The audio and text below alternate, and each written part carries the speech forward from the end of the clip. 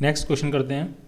One end of a string of length L is connected to a particle of mass M. एक string है, उसकी length आपको L दी है और एक पार्टिकल है स्मॉल एम मास का, उससे वो कनेक्टेड है।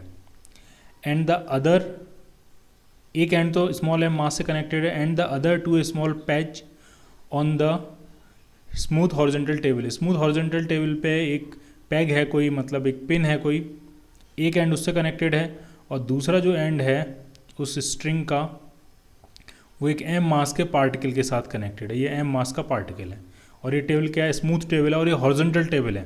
ठीक है, ये टॉप व्यू है, ये हम ऊपर से देख रहे हैं तो ये आपको इस तरह से दिखाई देगा। ठीक, if the particle moves in a circle with speed v, the net force on the particle directed towards the centre is. Particle जो है वो आपका एक सर्किल में मूव कर रहा है इस तरह से ये सर्किल में मूव कर रहा है और ये कांस्टेंट स्पीड v से मूव कर रहा है। ठीक है, उन्होंने स्पीड दी है v, इसका मतलब ये कैसा मोशन होगा, ये यूनिफॉर्म सर्कुलर मोशन होगा। ठीक, इस तरह से ये मूव कर रहा है। स्मूथ टेबल है तो कोई फ्रिक्शन फोर्स नहीं होगा, ये कॉन्स्टेंटली v स्पीड से मूव कर रहा होगा सर्कल में। ठीक, अब पूछा जब ये मूव करेगा तो नेट फोर्स पूछा है पार्टिकल पे टुवर्ड्स द सेंटर, सेंटर की तरफ जो नेट फोर्स लगेगा वो कितना होगा।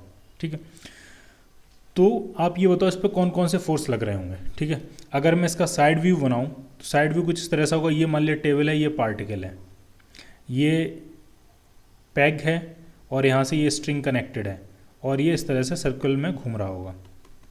ठीक है, तो कौन कौन से फोर्स लग रहे होंगे इस पर, कौन कौन से फोर्स लग रहे होंगे। तो एक तो इसका वेट लग रहा होगा नीचे की तरफ mg, एक ऊपर की तरफ नॉर्मल रिएक्शन लग रहा होगा, क्योंकि आपको नेट फोर्स पूछा गया तो मैं सारे फोर्स ड्रॉ करता हूँ। ऊपर की तरफ नॉर्मल रिएक्शन लग रहा होगा n, और सेंटर की तरफ फोर्स लग रहा होगा, क्या होगा, वो होगा स्ट्रिंग का टेंशन T।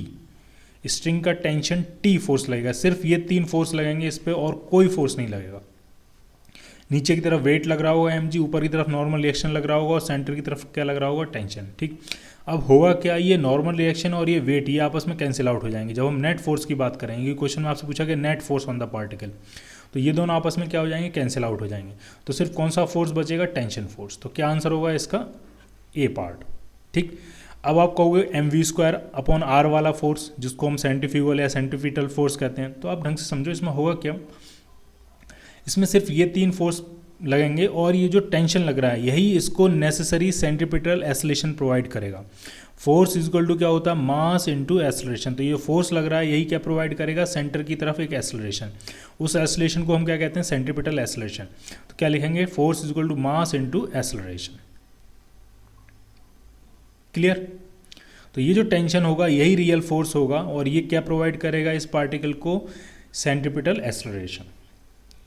ठीक, mv² अपॉन r जो होता है mv² अपॉन r ये जो होता है ये होता है सेंट्रीपिटल एस्लेशन और ये क्या है इसका मास, और ये दोनों मिला के जब फोर्स बनेगा, और ये फोर्स है कौन सा, बेसिकली ये फोर्स है आपका टेंशन का फोर्स।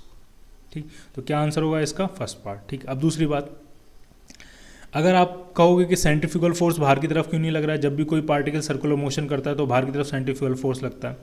तो वो तब लगता है सेंट्रीफ्यूगल फोर्स बाहर की तरफ जब आप उसी पार्टिकल के ऊपर बैठे हो, मतलब आपका जो फ्रेम है वो frame with respect to particle ही देख रहे हो आप, विद रिस्पेक्ट टू पार्टिकल ही ऑब्जर्व कर रहे हो। इसका मतलब आपका जो ऑब्जर्वर है वो उसी पार्टिकल के ऊपर बैठा हुआ है। अब जब ऑब्जर्वर उसी पार्टिकल के ऊपर बैठा है तो आप ढंग से देखो, ये जो फ्रेम है ये नॉन इनर्शियल फ्रेम हो गया, क्योंकि इसके पास कुछ ना कुछ क्या है, एक्सेलरेशन है। और नॉन इनर्शियल फ्रेम के रिस्पेक्ट में क्या लगता है, सूडो फोर्स लगता है। तो जो सेंट्रीफ्यूगल फोर्स होता है वो क्या होता है, वो बेसिकली सूडो फोर्स होता है, वो कोई रियल फोर्स नहीं होता है। ठीक, यहाँ पे हम कौन से फोर्सेस देख रहे हैं, रियल फोर्सेस देख रहे हैं। ठीक है, तो इसीलिए यहाँ पे सिर्फ कौन सा फोर्स लगेगा, टेंशन T।